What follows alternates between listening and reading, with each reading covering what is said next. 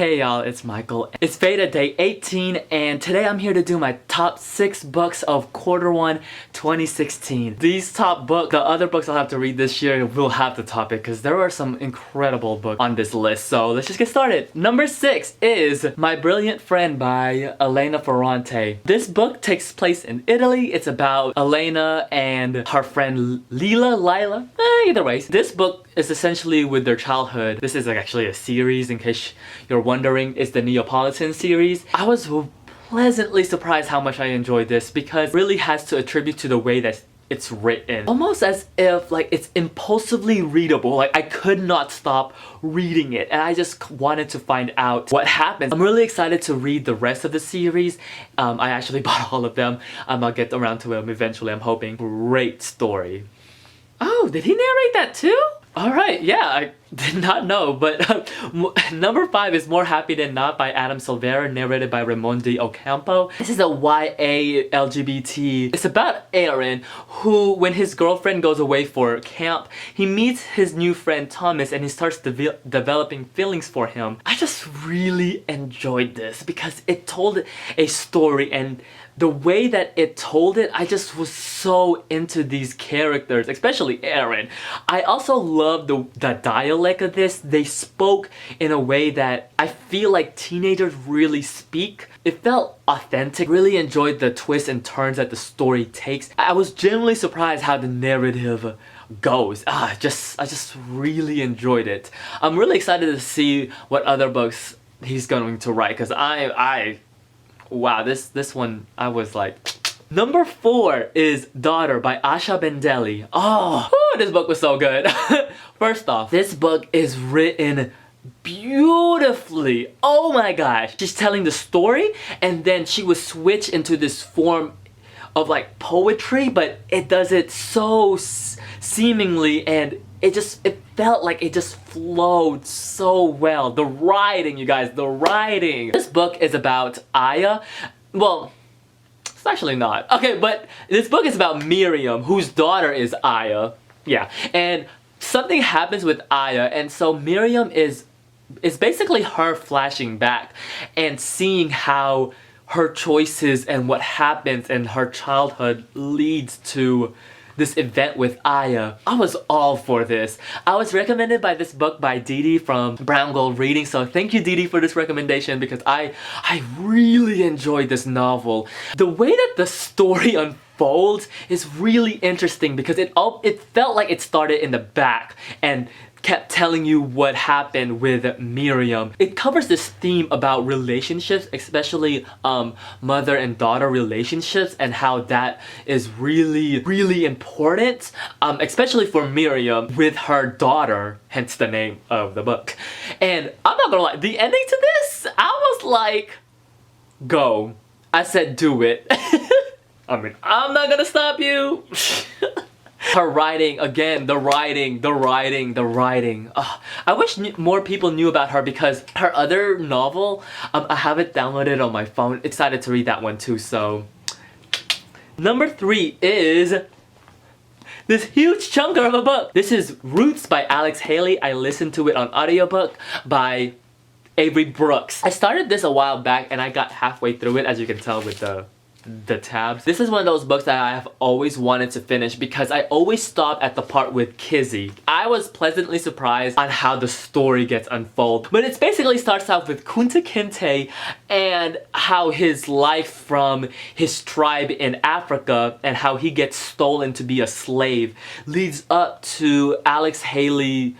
I know I know the controversy with this book, and looking back you can really see how this is really close to Jubilee. So there's that for you. But what I really love about this, so first off, when I started reading this, it is written as if someone is telling you a story. Like someone, like a family member is literally telling you a story of their past.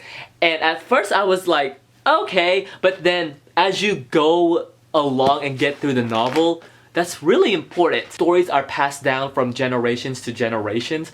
Like for me, I know a lot of stories from my family because my mom always repeats it and swears we never heard of it. This is like a little side note, so I'm gonna tell you a story.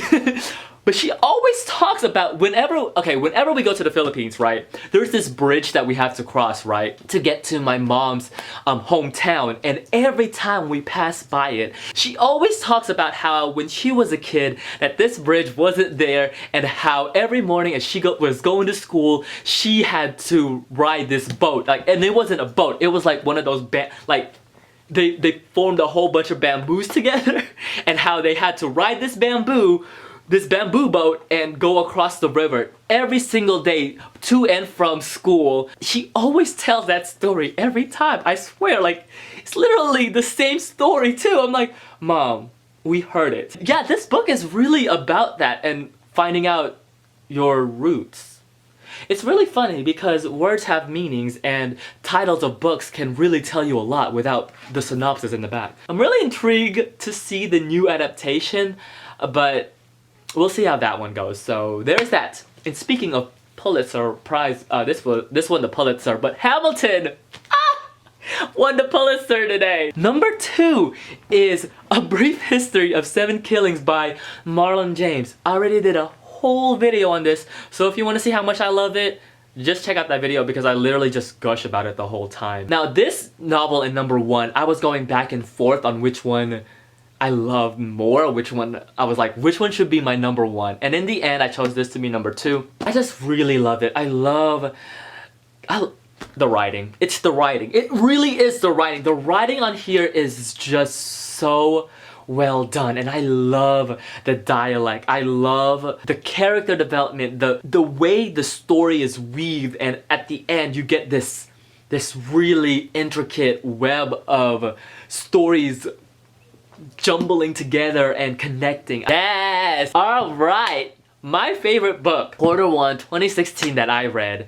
I read this book because I'm going through James Baldwin's books chronologically, so I have to go get his next book soon. I'm probably gonna read that in May. But yes, it is Native Son by Richard Wright. My gosh. I went to a one-act, one-man show of Black Boy by Richard Wright, and so that got me really intrigued to finally pick this up, and I'm so glad I did. This is about Bigger Thomas, takes place in Chicago, 1930s-ish, about that. This book delves into so many themes. You could write a book about it. So, I'm not gonna go into that because it's gonna be long. What I love about this was definitely the character of Bigger Thomas was just so... I don't know if is real much nice word for it? Was just so thought out, maybe is a better word. We have a character here that does awful things. Really awful things. And people around him are rooting for him. I was rooting for him. I was rooting for him. But then he just does these awful things, and at the same time, I was rooting for him even towards the end. And it's so crazy how this book was... When was this book written? This book is so relevant right now. I mean, it is so relevant. It's written really interestingly because the first 2/3 of this is written just in your normal prose, but then there would be this part when it's dialect, like they are going back and forth, and I really enjoyed it. There would be pages literally when it's two characters going, like they are just speaking, and I was like, oh my gosh. And in my head as I was reading it, I was like, wow, like there was a beat to it. And then when we reach the last third of this, I don't want to give too much away, but something happens, and there's this long speech about Bigger Thomas. Wow, that speech, it touched me. I was like, oh my god, this is so good. So good. I'm really excited to read more of Richard Wright's work, but really now that I finished reading this, really excited to see what James Baldwin says about this novel. So these are, and then the two other books, one was audiobook, the other one I read digitally, were my top books of Q1 2016. So good. So good. So yeah, if you read any of the novels that I mentioned, let me know what you think about them. And then until then, I'll see you guys tomorrow. Bye!